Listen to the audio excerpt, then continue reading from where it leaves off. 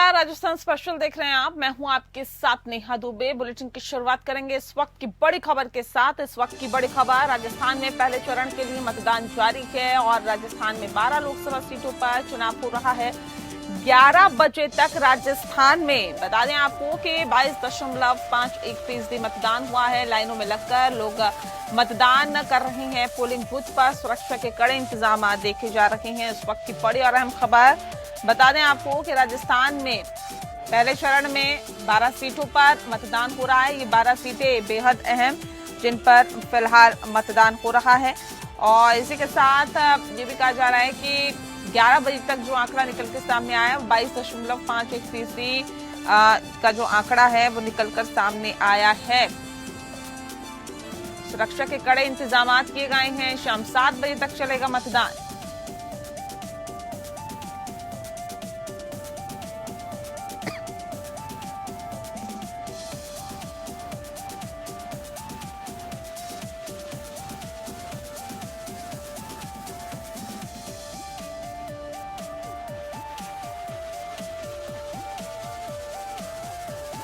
तो इस वक्त की बड़ी और अहम खबर हम आप तक पहुंचा रहे हैं। बता दें आपको कि राजस्थान में पहले चरण के लिए मतदान लगातार जारी है। राजस्थान में 12 सीटों पर लोकसभा सीट पर चुनाव हो रहा है। 12 सीटों पर ही चुनाव हो रहा है। 11 बजे तक राजस्थान में 22.51% मतदान हुआ। लाइनों में लगकर लोग मतदान कर रहे हैं। पोलिंग बूथ पर सुरक्षा के कड़े इंतजाम देखे जा रहे हैं। रूपनारायण सवरिया ज्यादा जानकारी के साथ हमारे संवाददाता सीधे हमारे साथ जुड़ गए हैं। रूपनारायण, जानना चाहेंगे आपसे कि मतदान को लेकर कितना उत्साह लोगों में दिखाई दे रहा है? देखिए यहाँ ये बताना चाहूंगा कि जो लोकतंत्र का महापर्व है उसमें लोग बढ़ चढ़ कर भाग ले रहे हैं और अपना वोट डालने के लिए घर से निकल रहे हैं। अभी तक अगर मैं बात करूं तो 22% से ऊपर जो है यहाँ मतदान हो चुका है। यहाँ पे देखिए मैं बताना चाहूंगा कि प्रशासन ने सारी व्यवस्थाएं की है। पुलिस प्रशासन जहाँ चौक चाबंद है वहीं पे जो है निर्वाचन विभाग ने अपने कर्मचारियों को ताकीद किया है कि किसी भी मतदाता को किसी तरीके की कोई परेशानी ना हो। बुजुर्ग मतदाता है उनको ससम्मान वोट दिलवाया जाए। तो सारी तैयारियों के साथ जो है यहाँ पे लगातार प्रथम चरण का जो चुनाव है उसके लिए यहाँ मतदान करने के लोग भारी संख्या में बाहर उमड़ रहे हैं और लंबी लंबी लाइनें यहाँ खासकर महिलाओं की लाइनें देखने को मिल रही है कि मतदान के लिए उनमें उत्साह है। जी नेहा, बिल्कुल। तो मतदान को लेकर महिलाओं में खास तौर पर उत्साह दिखाई दे रहा है। क्या मुद्दे हैं जिनको लेकर इस लोकतंत्र के पर्व में जो उत्साह है वो और ज्यादा बढ़ गया है? देखिए नेहा, अगर बात करें भारतीय जनता पार्टी की तो भारतीय जनता पार्टी का मुद्दा है नरेंद्र मोदी और उनके कार्यकाल। जो नरेंद्र मोदी ने किया वो हिंदुवादी उनका जो एजेंडा है वो धारा 370 हटाना रही हो या फिर रहा हो राम मंदिर। उसके साथ साथ जो है मुस्लिम वर्ग की कुछ महिलाओं से हमने बात की है। उनका कहना है कि जो 3 तलाक वाला मसला नरेंद्र मोदी ने किया है, 3 तलाक हटाने का जो किया मामला, वो उसको लेकर जो है मुस्लिम महिलाएं काफी जो है भारतीय जनता पार्टी के फेवर में वोट डालने की बात कर रही है कि वो भी जो है नरेंद्र मोदी को कहीं ना कहीं जो है सपोर्ट कर रही है। वहीं मैं अगर कांग्रेस की बात करूं तो कांग्रेस विकास की बात कर रही है कि भारतीय जनता पार्टी ने पिछले 10 सालों से जो है लगातार शासन कर रही है पर विकास के नाम पे कुछ भी नहीं किया। खाली एक जुमलेबाजी की सरकार ये रही है और जुमलेबाजी के आधार पर जो है कांग्रेस यहाँ पे लोगों के बीच है। जी, ये बताइए कि सुरक्षा के मद्देनजर बेहतर इंतजाम किए हैं। मुद्दे भी कई ऐसे हैं जिनको लेकर जो मतदाता हैं वो मतदान केंद्र पर पहुंच रहे हैं। युवाओं के लिए खास तौर पर क्या मुद्दे हैं जिनको जहन में लेकर जो मतदाता अपने मताधिकार का इस्तेमाल कर रहे हैं? क्योंकि लगातार इस बात को कहा गया राजस्थान में कि युवाओं को रोजगार नहीं मिला। अब तो डबल इंजन की सरकार है, तो ऐसे में क्या लगता है युवाओं के लिए क्या मुद्दे हैं फिलहाल? देखिए नेहा, यहाँ मैं बताना चाहूंगा युवाओं का जो मेन मुद्दा है वो है रोजगार। क्योंकि पिछले कांग्रेस सरकार में लगातार जो है पेपर लीक हुए हैं और पेपर लीक होने का जो मुद्दा बना, अगर भारतीय जनता पार्टी की सरकार यहाँ पे सत्ता में आई है तो वो मुद्दा मेन मुद्दा रहा और उसी चीज को जो है भारतीय जनता पार्टी ने सारी सभाओं में यहाँ भुनाया है। मुख्यमंत्री भजनलाल शर्मा ने भी कई बार कहा है कि पेपर लीक की वजह से जो है युवाओं के साथ कांग्रेस ने दगा किया है। वहीं पे जो है इन्होंने एसओजी का गठन करके यहाँ पे जो है एंटी संपत सिंह जो एक बनाकर यहाँ पे जो है इसको रोकने का प्रयास किया और कई लोगों को अंदर डाला है। लगातार यहाँ मुख्यमंत्री जो है लगातार ये कह रहे हैं कि कई बड़ी मछलियां हैं जो अभी इस मामले में फंसने वाली है और लगातार जो है प्रयास कर रही है कि पुलिस उन्हें गिरफ्तार करने वाली है जल्दी से जल्द। तो इस मामले को लेकर जो है भारतीय जनता पार्टी यहाँ अग्रसर है। वहीं पे जो है कांग्रेस यहाँ पे युवाओं के बीच जाकर भी करी कि 10 साल से जो है नरेंद्र मोदी ने वहां 20 लाख युवाओं को पर साल नौकरी देने का वादा किया था, लेकिन वो झूठा वादा निकला। कहीं भी जो है युवाओं को रोजगार नहीं दिया। तो दोनों ही पार्टियों ने यहाँ जो है युवाओं को अपनी तरफ आकर्षित करने का पूरा प्रयास किया। और युवाओं का भी जो है मेन मोटिव यही है कि जो पार्टी उन्हें रोजगार देगी वो उसी पार्टी के विरोध में अपना मतदान करेंगे। जी नेहा, मतदान हो रहा है, इसमें कौन कौन से बड़े चेहरे आप देख पा रहे हैं जहां पर जो मतदान है, जो मुकाबला है मतदान को लेकर, वो काफी ज्यादा कड़ा और बड़ा दिखाई दे रहा है? देखिए नेहा, मैं बताना चाहूंगा तो प्रथम फेज का जो चुनाव है राजस्थान में, अगर मैं बात करूं, बड़ा चेहरा जिनकी प्रतिष्ठा दांव पे है वो अर्जुन राम मेघवाल केंद्रीय मंत्री है, भूपेंद्र यादव केंद्रीय मंत्री है। वहीं पे जो है तो सांसद भी हैं, जो एक राहुल कस्बा है जो भारतीय जनता पार्टी से सांसद थे निवर्तमान में, पर फिलहाल उन्होंने भारतीय जनता पार्टी छोड़कर जो है कांग्रेस का दामन थामा और वो कांग्रेस से चुनाव लड़ रहे हैं। वहीं पे सुमेधानंद जो है वो चुनाव लड़ रहे हैं, वो भारतीय जनता पार्टी के सांसद है। तो 4 बड़े चेहरे हैं जो जिनकी दाव प्रतिष्ठा पे है प्रथम फेज के चुनाव में। जी रूपनारायण, बने रहिए हमारे साथ, आगे भी आपसे अपडेट लेंगे। फिलहाल शुक्रिया तमाम अपडेट हम तक पहुंचाने के लिए। लोकसभा चुनाव 2024 से पहले चरण के तहत प्रदेश की 12 लोकसभा सीटों पर मतदान हो रहा है। लोकतंत्र के इस महापर्व में आमजन के साथ जनप्रतिनिधि भी अपने मताधिकार का प्रयोग कर रहे हैं और राष्ट्र के निर्माण में करने को तैयार है। दरअसल मुख्यमंत्री भजनलाल शर्मा गेटोर रोड जगतपुरा स्थित नवोद्यम महिला शिक्षा प्रशिक्षण महाविद्यालय में मतदान किया।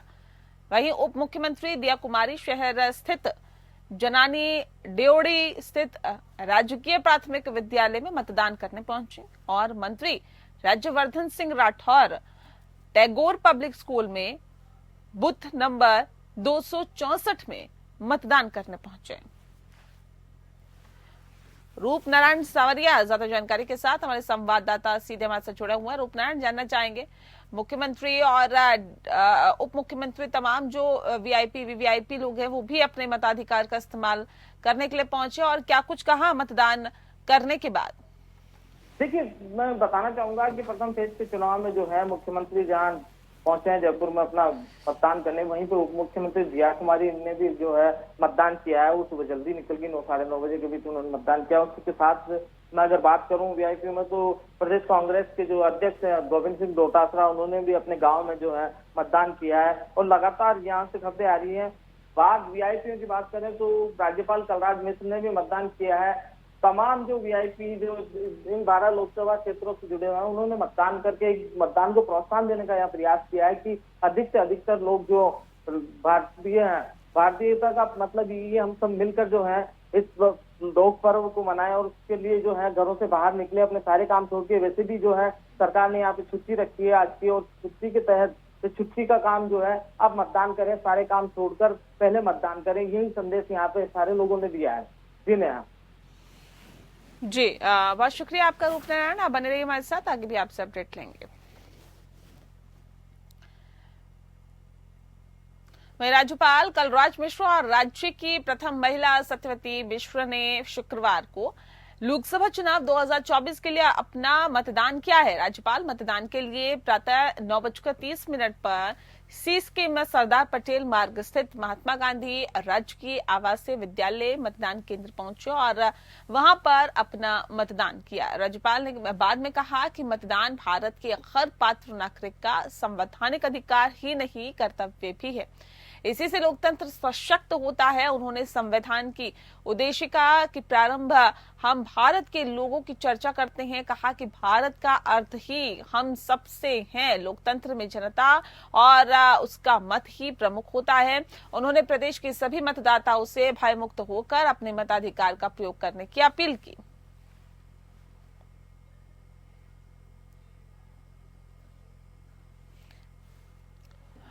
तो आपको बता दें कि राज्यपाल कलराज मिश्र ने सभी से अपील की कि अपने मताधिकार का आप सभी इस्तेमाल करिए। और ज्यादा जानकारी दे रहे हैं रूपनारायण सावरिया हमारे संवाददाता। रूपनारायण, और क्या कुछ कहा राज्यपाल ने, विस्तार से बताएं। देखिए जो है राज्यपाल 9:30 बजे करीब जो है सिक्किम के सरदार पटेल मार्ग स्थित महात्मा गांधी राष्ट्रीय विद्यालय में पहुंचे, सपत्नीक वो पहुंचे हैं और दोनों मियां बीवी ने अपना वोट कास्ट करने के बाद जो है उन्होंने संदेश दिया है कि भारत जो लोकतंत्र है वो विश्व के महान लोकतंत्रों में से एक है और इस लोकतंत्र की खूबसूरती यही है कि हम सब मिलकर जो है अपना हक पूरा अदा करें, अपना कर्तव्य निभाएं, जो हमें हक और अधिकार दिए हैं उसके साथ साथ कर्तव्य भी हमारे जुड़े हुए हैं। यहाँ पे उन्होंने विशेषकर जो है संविधान का उल्लेख किया, संविधान की उद्देशिका का उल्लेख किया कि हम का मतलब हम सब लोग हैं, पूरे भारतवासी हैं और पूरे भारतवासी जो हैं इस महापर्व लोकतंत्र पर अपना जो कर्तव्य है मतदान करने का उसे निश्चित रूप से निभाएं और इस लोकतंत्र की खूबसूरती को बनाए रखें, क्योंकि पूरी दुनिया देख रही है कि भारत का लोकतंत्र है वो दुनिया में सबसे मजबूत लोकतंत्र है और इस लोकतंत्र की खूबसूरती यही है कि हम लोग जो है अपना मत का प्रयोग खुलकर करें और निष्पक्ष रूप से जो है बिना किसी डरे निडरता से जो है अपना वोट कास्ट करें। भारत राजस्थान की जनता या भारत की जनता को कहीं कोई परेशानी ना हो और सारी ये जो व्यवस्थाएं सरकार ने की है या प्रशासन ने की है इनका पूरा फायदा उठाते हुए अपने मत का प्रयोग जरूर करें। जी नेहा। जी बिल्कुल, तो मत का प्रयोग करने की अपील राज्यपाल कलराज मिश्र ने तमाम मतदाताओं से की है। बहुत शुक्रिया आपका रूपनारायण, आप बने रहिए हमारे साथ, आगे भी आपसे तमाम अपडेट हम लेंगे। राजस्थान के उप मुख्यमंत्री प्रेमचंद बैरवा टोंक में आयोजित सामाजिक सम्मेलन में पहुंचे और कांग्रेस पर हमला बोलते हुए कहा कि जम्मू कश्मीर में धारा 370 हटाने से पिछड़े वर्गों को आरक्षण का लाभ मिला है। कांग्रेस द्वारा झूठ बोलने पर आज उनकी ये हालत हो गई है कि प्रदेश दलितों पर अत्याचार में नंबर 1 हो गया है। वहीं सोनिया गांधी और अशोक गहलोत अपने अपने बेटे को जिताने के लिए दौड़ रहे हैं। साथ ही बता दें कि आरएलपी को बड़ा झटका लगा है। आरएलपी से विधानसभा प्रत्याशी रहे प्रहलाद नारायण बैरवा ने बड़ी संख्या में समाज के लोगों और कार्यकर्ताओं के साथ बीजेपी का दामन थाम लिया, जिससे बीजेपी का कुनबा लगातार बढ़ता जा रहा है। और इस दौरान मंच से समाज के लोगों से टोंक सवाई माधोपुर से लोकसभा बीजेपी प्रत्याशी सुखबीर सिंह जौनपुरिया के पक्ष में अधिक से अधिक वोट डालने की अपील की गई। प्रत्याशी का कोई विरोध नहीं, भारतीय जनता पार्टी का इनका 10 साल का कार्यकाल बहुत अच्छा रहा है। इतने सहनशील और इतने हर लोगों के लिए काम करने वाले ऐसे जौनपुरिया जी, इनका कोई विरोध नहीं है। अब नेगेटिव करेंगे जो तो कांग्रेस पार्टी है, उनके पास केवल और केवल बुराई करने भ्रम फैलाने के अलावा कोई काम नहीं है। इसलिए आम जनता आम वर्ग में माननीय नरेंद्र मोदी जी के प्रति विश्वास है, जौनपुरिया जी के प्रति विश्वास है और भारतीय जनता पार्टी रीति और संस्कार की पार्टी है। उसके साथ में सारी दूसरी पार्टियों के छोड़ के इसमें आ रहे हैं। इसलिए भारतीय जनता पार्टी के लिए बहुत 25 की 25 सीटें। तो बता दें आपको कि लगातार एक दूसरे पर हमला बोला जा रहा है और ऐसे में राजस्थान के उप मुख्यमंत्री प्रेमचंद बैरवा टोंक में आयोजित सामाजिक सम्मेलन में पहुंचे और कांग्रेस पर हमला बोलते हुए कहा कि जम्मू कश्मीर में धारा 370 हटाने से पिछड़े वर्गों को आरक्षण का लाभ मिला है।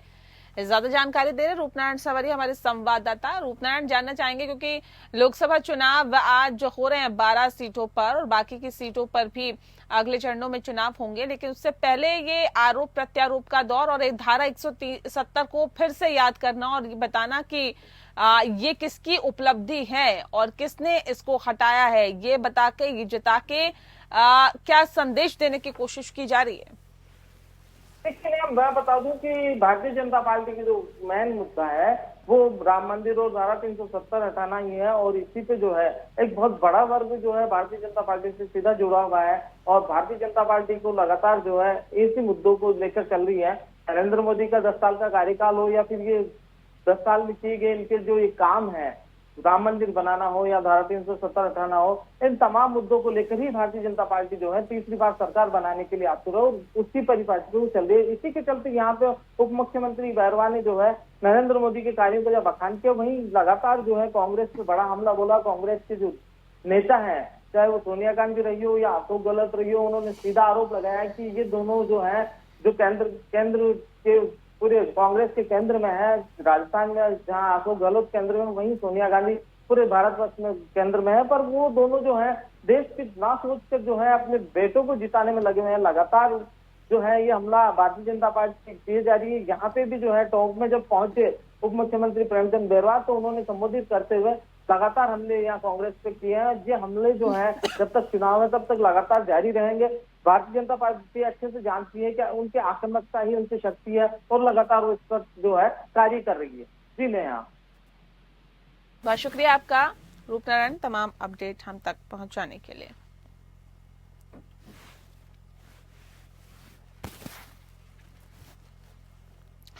वहीं राजस्थान सरकार में कैबिनेट मंत्री कर्नल राज्यवर्धन राठौर ने टैगोर पब्लिक स्कूल वैशाली नगर जयपुर में अपने परिवार सहित मताधिकार का प्रयोग कर लोकतंत्र के महापर्व में अपनी भागीदारी सुनिश्चित की। कर्नल राज्यवर्धन राठौर ने कहा कि प्रधानमंत्री नरेंद्र मोदी के दूरदर्शी नेतृत्व और कुशल मार्गदर्शन में पिछले 10 वर्षों में देश के अभूतपूर्व विकास कार्य हुए हैं। देश की जनता को मोदी जी की गारंटी पर अटल अटूट विश्वास है और हम सभी 2047 तक विकसित भारत के निर्माण के लिए संकल्पित हैं। बता दें कि सचिन पायलट ने भी जयपुर में रेजिडेंसी स्कूल में मतदान किया।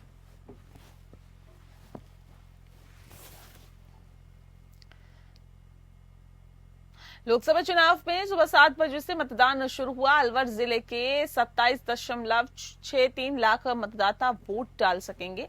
जिले के कांकर गांव में पूर्वी भाग संख्या नंबर 8 पर ईवीएम मशीन में तकनीकी खामी आई है। तकनीकी खामी से मतदान प्रभावित हुआ। अधिकारी तकनीकी खामी को सही करने में जुटे हैं और ऐसे में अलवर लोकसभा क्षेत्र से 9 प्रत्याशी चुनावी मैदान में हैं, जिन्हें जिले में कुल 2736 बूथ बनाए गए हैं।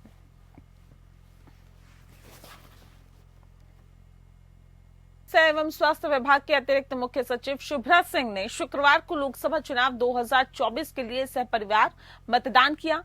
सिंह प्रातः 11:30 बजे गांधीनगर में जन स्वास्थ्य अभियांत्रिकी विभाग के कार्यालय में बनाए गए मतदान केंद्र पर पहुंचे और अपनी बारी आने पर मतदान किया। इस अवसर पर अतिरिक्त मुख्य सचिव ने कहा कि लोकतंत्र के इस महापर्व पर सभी पात्र नागरिकों को अपने मताधिकार का उपयोग करना चाहिए। उन्होंने प्रदेश के सभी मतदाताओं से मतदान अवश्य करने की अपील की।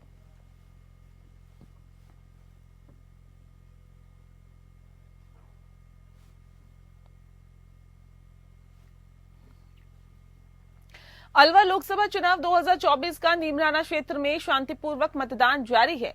चुनाव को लेकर मतदाताओं में काफी जोश देखने के लिए मिल रहा है। काफी ज्यादा जगह पर सुबह से ही मतदाताओं की लंबी लंबी लाइनें लगी हुई है। मतदान समय सुबह 7 बजे से शुरू होकर 6 बजे तक रहेगा। बता दें कि कई जगह मशीन 15 मिनट देरी से चालू होने के समाचार मिले हैं। नीमराना के राजकीय बालिका विद्यालय के बूथ पर कमरे में लाइट नहीं होने को लेकर प्रत्याशी ललित यादव ने कमरे में लाइट लगवाने के लिए मतदान टीम से आग्रह किया। मतदान टीम के द्वारा ईवीएम मशीन के पास लाइट होने से तकनीकी खराबी होने का कारण ये बताया गया। मतदान को लेकर बुजुर्ग, युवा, असहाय लोगों में जोश है। बुजुर्ग और विकलांग सहारा लेकर भी बूथ पर पहुंचकर मतदान कर रहे हैं।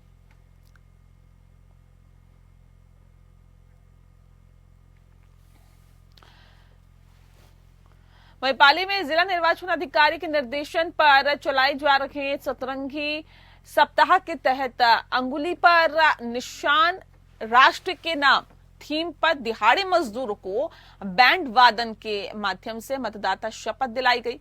सहायक रिटर्निंग ऑफिसर अशोक विश्नोई ने बताया है कि मतदाताओं को जागरूक करने के लिए सतरंगी सप्ताह का आयोजन किया जा रहा है, जिसमें 7 रंगों की थीम पर मतदान प्रतिशत बढ़ाने के लिए विभिन्न कार्यक्रम आयोजित किए जा रहे हैं।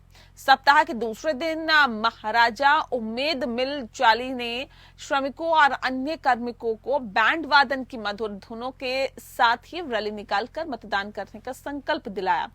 वहीं वरिष्ठ प्रबंधक सतीश चंद्र शर्मा ने कहा कि मतदान करना हमारा मौलिक और नैतिक अधिकार है। उन्होंने सभी को मतदाता शपथ दिलाई।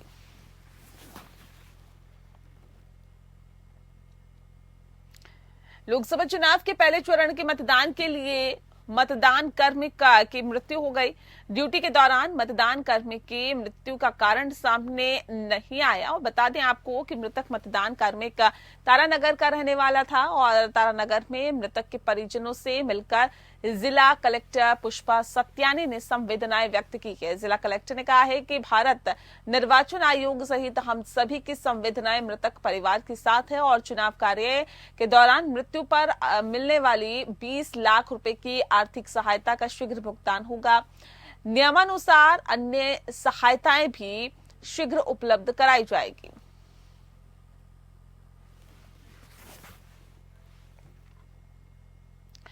और अब खबर हनुमानगढ़ के नोहर से, जहां पर शादी की खुशियां उस वक्त मातम में बदल गई जब शादी में भाग लेने आए 2 युवकों की नहर में डूबने से मौत हो गई। बता दें आपको कि मामला खोइया थाना क्षेत्र का है। मिली जानकारी के अनुसार क्षेत्र के गांव खोइया में शादी समारोह में भाग लेने के लिए तारानगर निवासी विकास और पवन कुमार आए हुए थे। बताया भी जाता है कि दोनों युवक घूमने के लिए गए थे। इसी दरमियान चौधरी कुंभाराम आर्य लिफ्ट कैनल नहर से पानी की बोतल भरते वक्त एक युवक का पैर फिसल गया और वो डूबने लगा। उसको बचाने के चक्कर में दूसरा युवक भी नहर में उतर आया और दोनों की डूबने से मौत हो गई। घटना की सूचना के बाद खोइया थाना पुलिस मौके पर पहुंची और दोनों शवों की तलाश शुरू कर दी।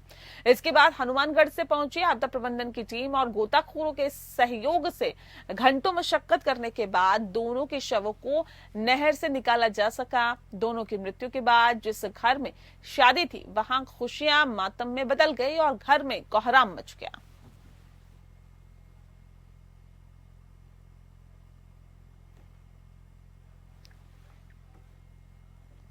बहरोड नगर परिषद के तिलक नगर में चाय बनाते समय सिलेंडर में आग लग जाने से हड़कंप मच गया और देखते ही देखते सिलेंडर ने आग पकड़ ली। थोड़ी देर बाद ब्लास्ट हो गया। तेज धमाके के बाद आसपास के रहने वाले लोगों में हड़कंप मच गया। पूरा मामला बहरोड कस्बे के तिलक नगर का बताया जा रहा है, जहां पर पुरानचंद के मकान में सिलेंडर में तेज ब्लास्ट हो गया था। ब्लास्ट की सूचना पर बहरोड दमकल मौके पर पहुंची और आग बुझाने में जुट गए। करीब 1 घंटे की कड़ी मशक्कत के बाद आज उस पर काबू पाया गया। दमकल के समय रहते पहुंचने पर जल्द ही आग पर काबू पा लिया गया।